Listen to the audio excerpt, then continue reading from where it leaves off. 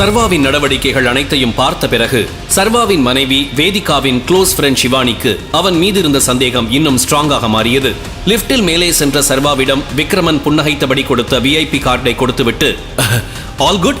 S, all good. இது என்னோட VIP card, lunch enjoy பண்ணு சர்வா.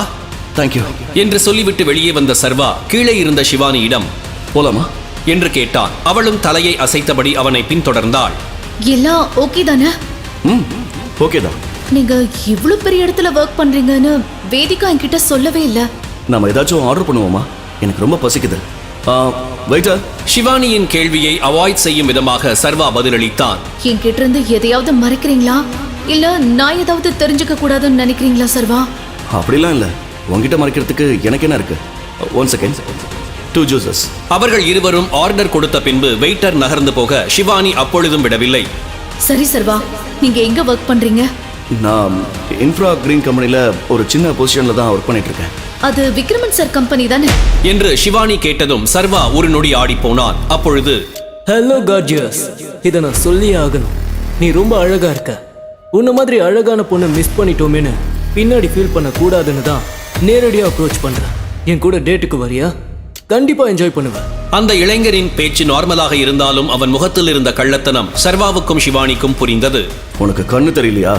அவங்க ஏன் கூட லஞ்சுக்கு வந்திருக்காங்க. ஓ அப்படியா? நீ இவங்களோட கார் டிரைவர்னு நினைச்ச. சரி ஓகே, நீ கிளம்பு, அவங்கள நான் பாத்துக்கிறேன்.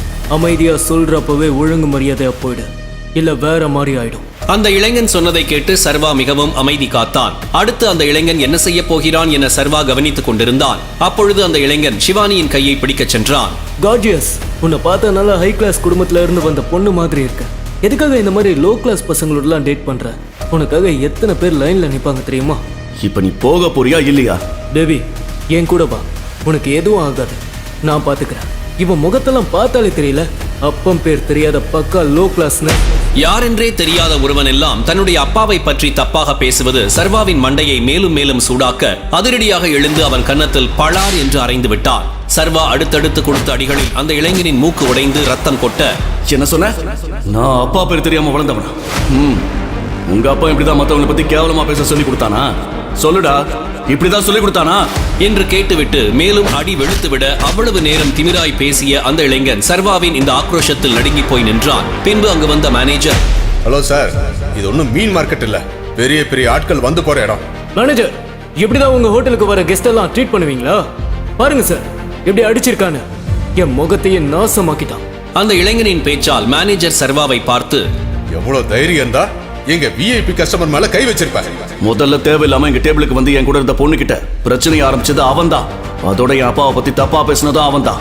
இதெல்லாம் உண்மையா? அவன் போய் சொல்றான் சார். இந்த சின்ன விஷயத்துக்கு இவ்வளவு பெரிய அடிதடி நடக்கணுமா? அதோட நீங்க எப்படி கை நீட்டி அடிக்கலாம்? மரியாதையா அவர்கிட்ட மன்னிப்பு கேளுங்க. முதல்ல அவனை என்கிட்ட மன்னிப்பு கேட்க சொல்லுங்க, நானும் கேட்கிறேன். டேய், என் ஃப்ரெண்டு கிட்ட மன்னிப்பு கேளுடா. நான் யாருன்னு உனக்கு தெரியாது. நீ மன்னிப்பு கேட்காட்டி இந்த இடத்துல இருந்து உயிரோட போக மாட்டேன். சார், தப்பு இவர் மேல கிடையாது. அவன் தான் என்ன ஹராஸ் பண்ணான், தப்பு தப்பா பேசினான். அதை என்னன்னு கேக்குறப்பதான் 2 பேருக்கும் சண்டை பெருசாயிடுச்சு. அதெல்லாம் இருக்கட்டும், இவரு எங்க விஐபி கஸ்டமர் கிட்ட மன்னிப்பு கேட்டே ஆகணும். அப்பொழுது விக்ரம் கொடுத்த கார்டை சர்வா மேனேஜரிடம் காண்பித்து, இந்த கார்டை எனக்கு யார் கொடுத்தாங்கன்னு பார்த்துட்டு அதுக்கப்புறம் நான் மன்னிப்பு கேட்கணுமா வேண்டாமான்னு முடிவு பண்ணுங்க. மேனேஜர் சர்வா கையில் இருந்த கார்டை வாங்கி செக் பண்ண அதில் இருந்த பெயரை பார்த்ததும் அவர் முகம் பேய் அடித்தது போல மாறியது. அந்த கார்டில் விக்ரமனின் பெயர் இருப்பதால் சர்வா விக்ரமனுக்கு க்ளோஸான ஆள் என்று புரிந்து கொண்டவர் அந்த இளைஞனை முறைக்க, அதற்குள் சர்வா, முதல்ல உன் அம்மா கிட்ட போய் பொண்ணுங்களை எப்படி மதிக்கணும்னு கேட்டு கத்துக்கோ. சிவானி, வா போலாம். சர்வா சிவானியுடன் அங்கிருந்து காரில் கிளம்பினான். சிவானியோ ஒரே நாளில் சர்வேஸ்வரனின் பல்வேறு பரிணாமங்களை பார்த்த வியப்பில் இருக்க, அவள் மனதில் என்ன ஓடுகிறது என்று புரியாமல் சர்வா குழப்பமாயிருந்தான். நீ ஓகே தானே? ஓகே. சாரி, லஞ்சு கூட்டிட்டு வந்து என்னாலேயே பிரச்சனை ஆயிடுச்சு. வேணும்னா நம்ம இன்னொரு ஹோட்டலுக்கு போய் சாப்பிடலாமா? இன்னைக்கு நான் ஃப்ரீ தான். இதனால் சிவானியை இன்னொரு ஸ்டார் ஹோட்டலுக்கு அழைத்து வந்தான். அந்த ஹோட்டலின் பெயரை பார்த்ததுமே ஒரு நிமிடம் தயங்கி நின்றான். இந்த ஆடம்பரமான ஹோட்டல் ஆதிசேஷன் குரூப்புக்கு சொந்தமானது. சர்வாவின் குரூப்புக்கும் ஆதிசேஷன் குரூப்புக்கும் பெரிய பகை இருப்பது விக்ரமன் மூலமாக ரீசெண்டாக தெரிந்திருந்தாலும் அவனுக்கு ஆதிசேஷன் குறித்து பல விஷயங்களை தெரிந்து கொள்ள ஆர்வமாக இருந்தது. ஒரு பக்கம் அந்த ஹோட்டலுக்குள் செல்ல வேண்டாம், தேவையில்லாமல் பிரச்சனை வரும், உடன் சிவானியும் இருக்கிறாள் என்று அவன் மனம் எச்சரிக்கை செய்தாலும் ஒருவேளை ஆதிசேஷனை இங்கு மீட் பண்ண வாய்ப்பு கிடைத்தால் என்று யோசித்தவன் தைரியமாக சிவானியிடம் உள்ளே சென்று டேபிளில் அமர்ந்தான். இப்பவாது உங்களை பத்தி என்கிட்ட முழுசா சொல்வீங்களா மாட்டீங்களா? நானும் கேள்வி கேட்டுட்டே இருக்கேன், நீங்க அதை கவனிக்காத மாதிரி அவாய்ட் பண்ணிட்டே இருக்கீங்க. தன் நடவடிக்கையால் தான் சிவானி இப்படி கேள்வி கேட்கிறாள் என சர்வாவுக்கு புரிந்தது. என்னை பத்தி உனக்கு என்ன தெரியணும்? வேற எதை பத்தி? உங்களை பத்தி தான். என்னை பத்தி பெருசா சொல்லிக்க எதுவும் இல்ல என்று அவளோடு பேச்சுவார்த்தையை சர்வா மொத்தமாக கட் பண்ண அவன் கவனம் அவர்களுக்கு பக்கவாட்டில் இருந்தவர்களின் பேச்சில் திசை திரும்பியது. அங்கு ஒரு கேங் பார்ட்டி பண்ணி கொண்டிருந்தது. ஆதிசேஷன் தான் இன்னைய தேதிக்கு நம்பர் 1 டான். தமிழ்நாட்டுல மட்டும் இல்ல, மொத்த இந்தியாலையும் பெரிய அண்டர்வேர்ல்ட் லீடரா மாறிட்டு இருக்காரு. ஆமா, டைகர் பேர் எப்போ அண்டர்வேர்ல்ட்ல இருந்து மறைஞ்சு போச்சோ அவங்களோட மொத்த குரூப்பும் வீக்கா மாறிடுச்சு.